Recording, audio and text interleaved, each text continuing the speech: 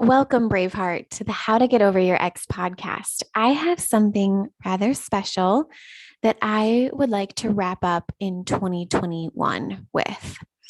At the beginning of this year, I had created 10 core messages that I wanted my Bravehearts to hear and to know immediately after going through heartbreak, or it doesn't have to be immediately, but as soon as they found me.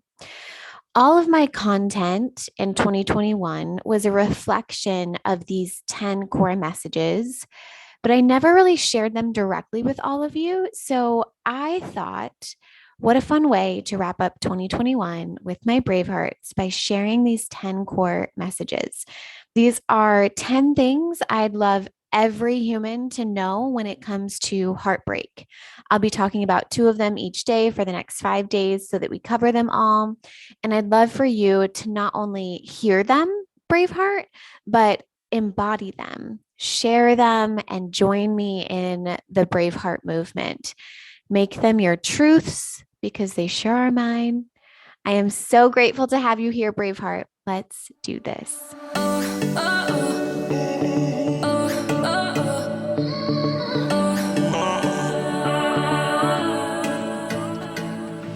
Welcome to How to Get Over Your Ex, a podcast on getting over your ex without it just taking time.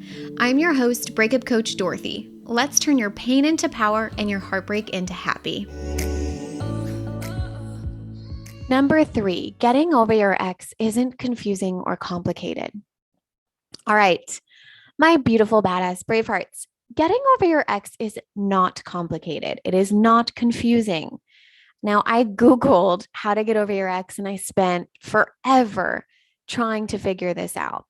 And when I learned what I taught you today, getting over your ex happened in a moment, and it was simple, straightforward, and again, not confusing. So, getting over your ex is going to look different for everyone. I want you to decide what it means for you. If you're scared that you don't want to get over your ex because then you have to admit to yourself that you're never going to get back together with him, I want you to stop. Getting over your ex doesn't have to mean you'll never be with that person. Now, to the Bravehearts inside of the Get Over Your Ex program, getting over your ex means learning that your emotions are never tied to your ex or to any person or situation. Learning emotional maturity, never being at the effect of another human being emotionally, understanding and practicing that thoughts create feelings, not what other people do, right? Secondly, getting over your ex also means that learning that your amazing, epic future is not tied to or attached to being with your ex. Regardless of who is in your life, you can and will have everything you've ever wanted. Sometimes this part feels debilitating. You feel like you can't have everything that you desired or were already building with your ex. And that's not necessarily true. If you think it's required that your ex be in your life to have what you want, you are not over your ex. So, to get over your ex is simple, and I want to talk about it here. You must learn how to reduce the desire you have for your ex, the attachment you have for your ex.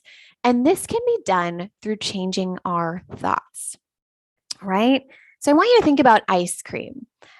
I had a strong desire for ice cream because my story was that it was my favorite food. It melts in my mouth perfectly. There's so many beautiful flavors, the chocolatey chunks, the caramel. I loved it so much. But when I changed the story around ice cream to it's simply milk and sugar, it was a lot less desirable. Now, when you reduce the desire and attachment to that person, to your ex, all the breakup symptoms that you might be experiencing disappear. A lot of my Bravehearts come to me with breakup symptoms. Do I reach out to him? Do I not? Do I respond to this message? Do I not? Do I go to this party? Do I not? And when you don't have the desire for your ex and you don't have an attachment to that person, none of those things are problems anymore. It becomes very not complicated, not confusing, and 100% simple. If you make this process complicated and confusing, it's only a disservice to you and it drags out the process.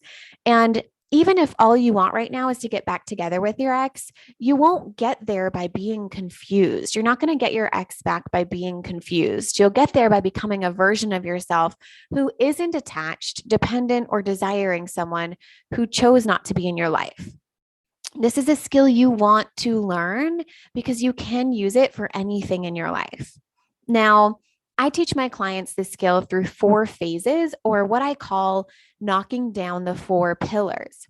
You have to feel your feelings, and you're not feeling the feelings around your heartbreak or your breakup because of the scary stories you have about negative emotion.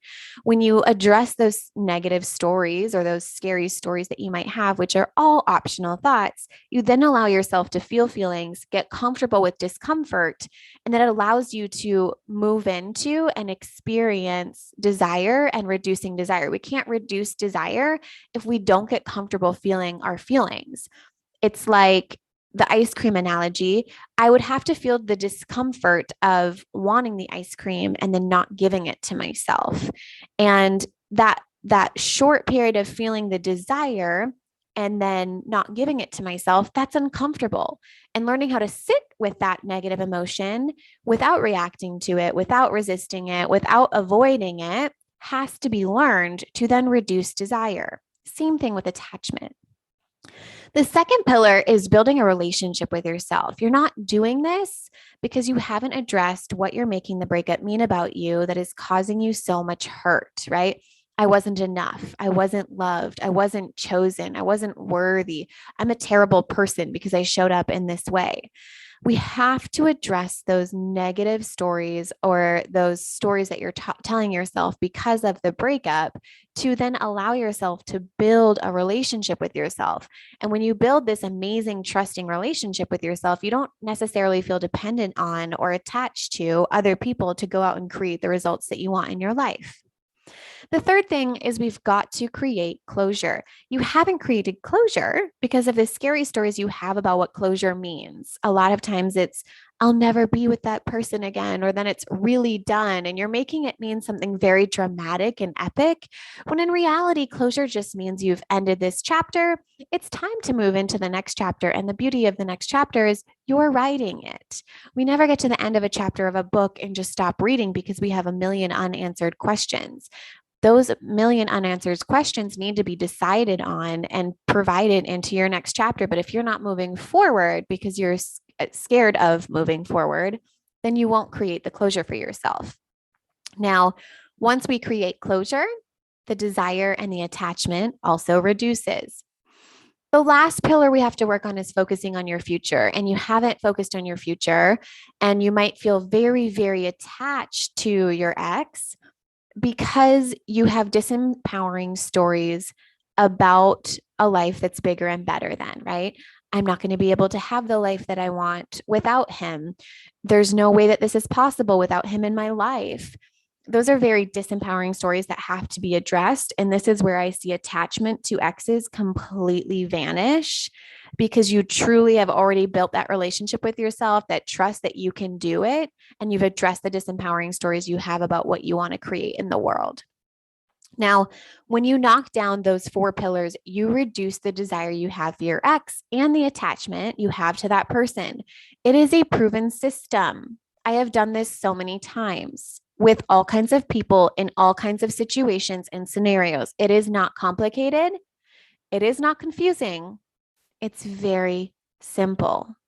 What would it be like, Braveheart, to allow this healing journey to be simple? How would you change your day to day life if it was simple? Who would you be? What is it costing you to believe your healing is complicated and complex and confusing? Number 4, the no contact rule won't fix things. If you don't want to or you can't go no contact, that isn't a problem. Going no contact is like putting a band aid over a gaping wound and then messing with, do I put the band aid on? Do I take the band aid off? Do I put the band aid on? And you're not addressing the root cause. It is simply a distraction. The way I can help you see this analogy is someone who's trying to stop eating ice cream. You guys know me, I love ice cream analogies, can totally just not have the ice cream in the house. Or they can reduce the desire and the attachment for the ice cream so that they no longer actually want ice cream at all, regardless of whether or not it's in the house. Now, if no contact is working for you, that's amazing. Keep using it as a tool. I'm not saying it doesn't help, but what I want my Bravehearts to do is to treat the root cause, not just breakup symptoms, AKA talking or not talking to the ex. I want you to literally just no longer desire that person and no longer be attached to the person. It doesn't mean that you don't love that person, but you don't feel like that person is in control of your life mentally or physically.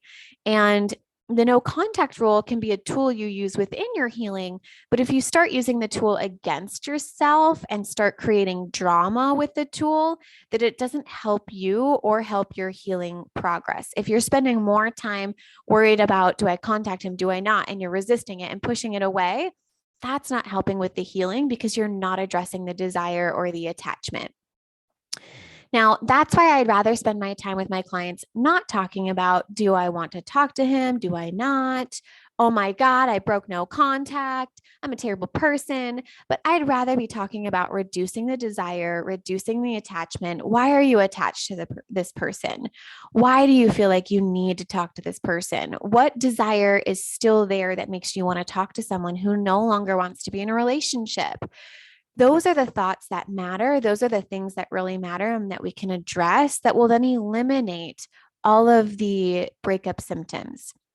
So ultimately, I want you to know that if you haven't been able to go no contact, maybe you're a co-parent or you work with your ex, or if you have to interact with this person on a consistent basis in a friend group, not being able to go no contact with your ex isn't holding you back from getting over that person. Do not tell yourself that story.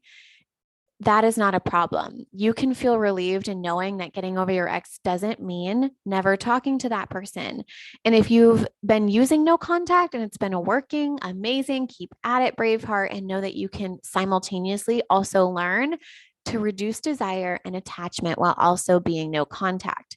So just don't use that rule as something that goes against you. Don't use it as something to, distract yourself from the true healing that needs to take place. All right, my Braveheart, so excited to talk to you tomorrow. I will talk to you later. If you're loving the 10 things you need to hear after a breakup series and they are truly resonating with you, I'd like to personally invite you to the Get Over Your Ex in 3 Months or Less program that is now open for enrollment, where we not only hear these messages, but we live them to not only get over our exes, but build a life bigger and better than the one that we had with our exes. Now, Braveheart, I promise you, you will get over your ex, but please know you're invited to do it differently with a group of Bravehearts who have your back and are cheering you on in a whole new way you've never experienced before. You are not alone. You are fully supported. I'm here when you are ready. I love you so much, my badass Braveheart. Just keep going.